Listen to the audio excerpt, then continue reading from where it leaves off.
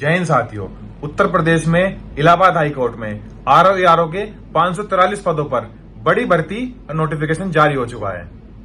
इसमें review officer, assistant review officer और computer assistant के पद शामिल हैं। और सबसे बड़ी बात, ऑनलाइन आवेदन 1 जून 2026 से स्टार्ट भी हो चुके हैं। तो दोस्तों, इस वीडियो में मैं आपको vacancy, age limit, eligibility, salary कितनी रहेगी, फीस कितनी है फॉर्म की, सिलेक्शन प्रोसेस क्या रहेगा और सिलेबस क्या रहेगा, उसकी पूरी डिटेल देने वाला हूं।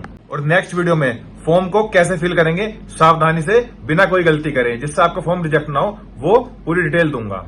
इसलिए वीडियो को अंत तक जरूर देखें, जिससे कोई भी इंपॉर्टेंट इन्फॉर्मेशन आपकी मिस ना हो। तो आइए बात करते हैं डिटेल नोटिफिकेशन की। एडवर्टीजमेंट नंबर जो है हमारा इस वैकेंसी का, वो है 02/, review officer, assistant review officer, computer assistant बटे 2026। अब ऑनलाइन रजिस्ट्रेशन आपके 1 जून 2026 से स्टार्ट हो गया है, यानी कि ऑनलाइन फॉर्म फिल होना। लास्ट डेट जो दी गई है वो 22 जून 2026 दी गई है। अब फीस की अगर हम बात करें, जो निर्धारित करी गई है तीनों पदों के लिए, वो जनरल और ओबीसी कैटेगरी के लिए 1200 रुपए निर्धारित करी गई है, और SC ST और EWS के लिए 1000 रुपए निर्धारित करी गई है। वैकेंसीज की अगर हम बात करें, तो जो रिव्यू ऑफिसर का पद है उसकी 138 टोटल वैकेंसीज हैं। पे स्केल जो रहेगा, यानी कि सैलरी जो रहेगी इसकी, वो बहुत ही अच्छी सैलरी है। लेवल 8 की मिनिमम सैलरी जो रहेगी 47,600, यानी कि आपकी बेसिक पे रहेगी। अब इसमें 60% जो वर्तमान में महंगाई भत्ता चल रहा है, जिसे DA बोलते हैं, और कुछ अन्य भत्ते रहेंगे। तो सैलरी काफी अच्छी सैलरी है 7th पे कमीशन के अकॉर्डिंग। और असेंशियल क्वालिफिकेशन की बात करें तो आपके पास बैचलर डिग्री होनी चाहिए किसी भी मान्यता प्राप्त संस्थान से भारत में। दूसरा, आपके पास डिप्लोमा या डिग्री होनी चाहिए कंप्यूटर साइंस में, और या फिर इसके अलावा O लेवल सर्टिफिकेट हो NILIT या DOEX से। इसके अलावा या फिर और CCC सर्टिफिकेट हो, यानी कि इन तीनों चीज में से कोई भी आपके पास हो, या तो डिप्लोमा या डिग्री हो कंप्यूटर साइंस में, O लेवल सर्टिफिकेट हो, या फिर CCC सर्टिफिकेट हो। तीसरी जो एसेंशियल क्वालिफिकेशन दी गई है वो है नॉलेज होनी चाहिए आपको डाटा एंट्री करने की, वर्ड प्रोसेसिंग की, एंड कंप्यूटर ऑपरेशन, यानी कि कंप्यूटर में क्या क्या ऑपरेशन करे जाते हैं, बेसिक जो ऑपरेशंस होते हैं वो उसी की जानकारी आपको होनी चाहिए। फोर्थ जो एसेंशियल क्वालिफिकेशन है वो आपके पास minimum typing speed 25 words per minute की होनी चाहिए इंग्लिश में, टाइपिंग ऑन कंप्यूटर, क्योंकि इसका आपका 3rd स्टेज में टेस्ट भी होने वाला है। सेकंड पोस्ट की अगर हम बात करें तो असिस्टेंट रिव्यू ऑफिसर पोस्ट के लिए टोटल 380 वैकेंसीज हैं। अब सैलरी की अगर इसमें बात करें हम, तो लेवल 7 बेसिक पे जो है 44,900 प्लस 60% जो इस टाइम महंगाई भत्ता चल रहा है, यानी कि डियरिंग अलाउंस जिसे हम बोलते हैं, और कुछ अन्य भत्ते होंगे। 44,900 पे जो ग्रेड पे हमारा होता है वो 4600 ग्रेड पे हम बोलते हैं 7th पे कमीशन के अकॉर्डिंग। एसेंशियल क्वालिफिकेशंस जो दी गई है इसकी भी वही है, बैचलर डिग्री आपके पास होनी चाहिए मान्यता प्राप्त संस्थान से। सेकंड है डिप्लोमा या डिग्री होनी चाहिए कंप्यूटर साइंस में, या फिर O लेवल सर्टिफिकेट हो NILIT या DOEX से, या फिर CCC सर्टिफिकेट हो। इन तीनों में से कोई भी एक आपके पास हो। थर्ड जो एसेंशियल क्वालिफिकेशन है, नॉलेज होनी चाहिए डाटा एंट्री की, वर्ड प्रोसेसिंग की, एंड कंप्यूटर ऑपरेशन की। फोर्थ एसेंशियल क्वालिफिकेशन है 25 वर्ड पर मिनट की इंग्लिश में आपके पास स्पीड होनी चाहिए मिनिमम। थर्ड जो पोस्ट है कंप्यूटर असिस्टेंट, उसके 25 टोटल वैकेंसी है, 25 पद है, थोड़े कम है पर फिर भी दिए हुए हैं। लेवल 4 की इसमें सैलरी रहेगी 25,500, यानी कि 2400 ग्रेड पे की ये नौकरी है 7th पे कमीशन के अकॉर्डिंग। एसेंशियल क्वालिफिकेशन वही सेम है, बैचलर डिग्री आपके पास होनी चाहिए, डिप्लोमा या डिग्री हो, O लेवल सर्टिफिकेट हो, या फिर CCC हो, इन तीनों में से कोई एक हो। नॉलेज हो डाटा एंट्री की, वर्ड प्रोसेसिंग की, कंप्यूटर ऑपरेशन की, और फोर्थ है मिनिमम टाइपिंग स्पीड 25 वर्ड पर मिनट होनी चाहिए इंग्लिश में। अब जरा बात कर लेते हैं रिजर्वेशन की भी। तो 20% रिजर्वेशन महिलाओं को दिया गया है, ये बहुत इंपॉर्टेंट है, आपको इसकी जानकारी होनी चाहिए। और दूसरी बात, जो डोमिसाइल सर्टिफिकेट है, जो उत्तर प्रदेश के बच्चे हैं उनके पास डोमिसाइल सर्टिफिकेट जरूर होना चाहिए रिजर्वेशन को क्लेम करने के लिए। इस बात का आप ध्यान रखिएगा।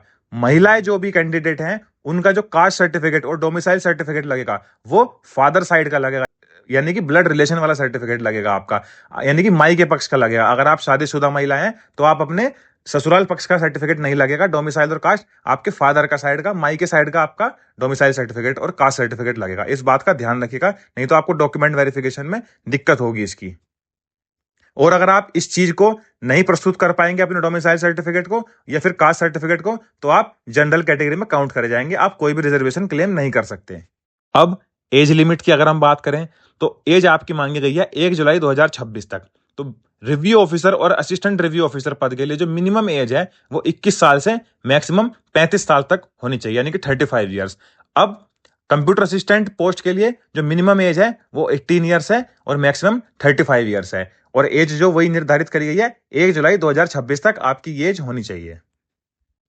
अब कुछ रिलैक्सेशन भी दिया गया है अपर एज लिमिट में, यानी कि कुछ बेनिफिट भी दिया गया है। तो 5 साल की छूट दी गई है, 35 साल तो नॉर्मल तक दी हुई है, उसमें 5 साल की आगे छूट दी गई है SC ST और OBC कैटेगरी के लिए। इस बात का आप ध्यान रखिएगा।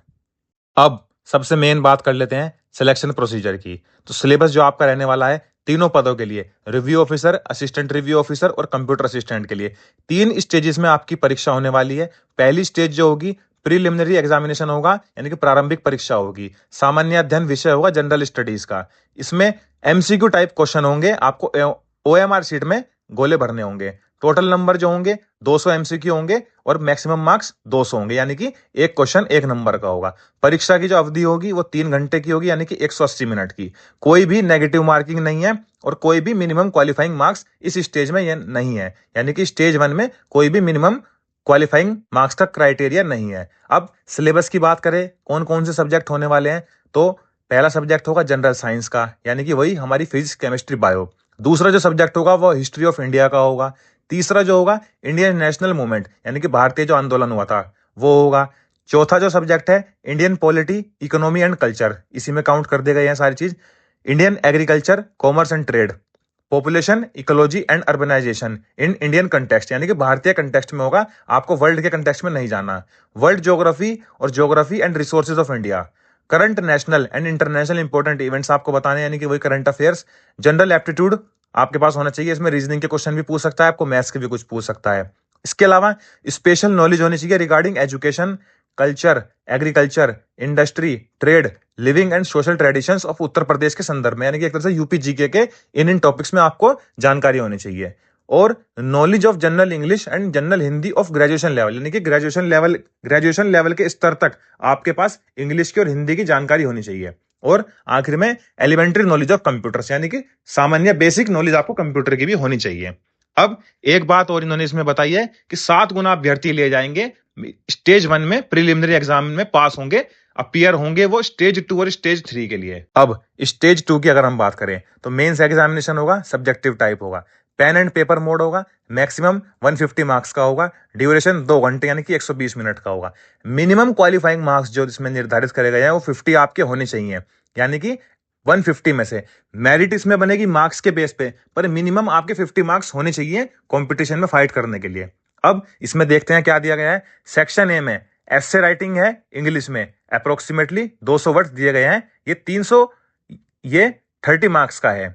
सेक्शन बी में प्रिसाइज राइटिंग है इंग्लिश में, ये भी 30 मार्क्स का है। सेक्शन सी में ट्रांसलेशन है फ्रॉम इंग्लिश टू हिंदी, यानी कि इंग्लिश से हिंदी में आपको ट्रांसलेशन करना है, ये 25 मार्क्स का है। और सेक्शन सी का सेकंड पार्ट है translation from Hindi to English, यानी आपको हिंदी से इंग्लिश में ट्रांसलेशन करना है, ये भी 25 मार्क्स का है। सेक्शन डी है, इसमें कॉम्प्रिहेंशन दिया जाएगा इंग्लिश में, 40 मार्क्स का ये दिया गया है।